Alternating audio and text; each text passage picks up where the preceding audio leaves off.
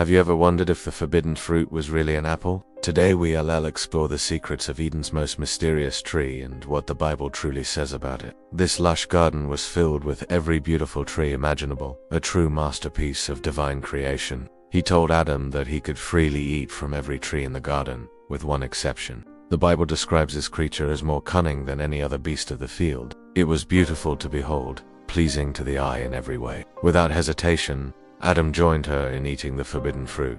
In that instant, everything changed. Their innocence, once pure and untainted, vanished like morning mist under the harsh light of newfound knowledge. More than that, it promised something irresistible. When they heard the sound of God walking in the garden, instead of running to meet him as they had always done, they hid themselves among the trees. He cursed the serpent, condemning it to crawl on its belly and declaring enmity between it and the woman's offspring, to ensure they couldn't return and eat from the tree of life, thus living forever in their fallen state. God placed cherubim at the entrance to the garden. By choosing to eat the fruit, Adam and Eve broke their perfect fellowship with God.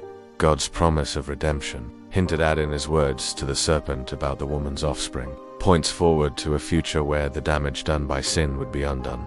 This promise finds its fulfillment in Jesus Christ, who would come to restore what was lost in Eden. It reminds us of the high cost of sin and the incredible love of a God who, even in judgment, provides a way for redemption. The forbidden fruit may remain a mystery, but its lesson is clear. Obedience to God is the path to true life and blessing. Their decision introduced sin into the world, affecting not just themselves but all of creation and every generation to come. These angelic beings, along with a flaming sword that flashed back and forth, guarded the way to the tree of life.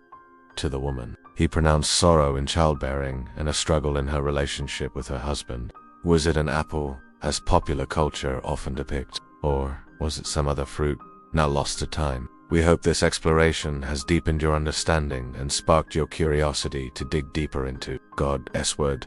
Don't forget to subscribe to our channel for more insights into hidden Bible truths. May God richly bless you as you continue to seek His wisdom. We'll see you next time. The Bible's silence on this detail emphasizes that the real lesson isn't about the fruit itself, but about the consequences of disobeying God and the breaking of trust between Creator and creation. And to Adam, God declared that his work would now be marked by toil and sweat, the ground itself cursed because of his actions. Their relationship with their Creator, once marked by open communion, was now tainted by guilt and fear. The focus isn't on the type of fruit, but on what it represented, the knowledge of good and evil, and the consequences of disobeying God's command.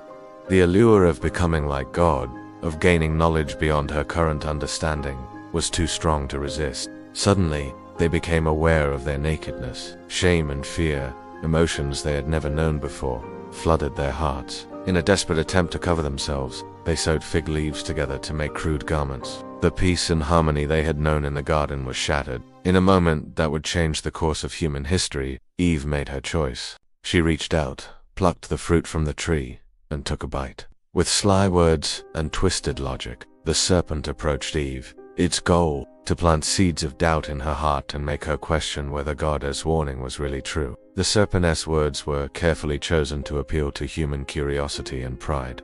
You will not surely die, for God knows that when you eat of it, your eyes will be opened, and you will be like God, knowing good and evil. The tree of the knowledge of good and evil was set apart, forbidden. God's words were clear and direct.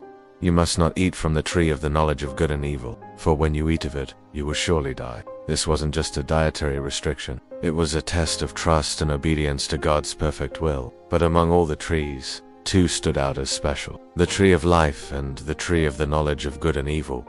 These weren't just any ordinary trees.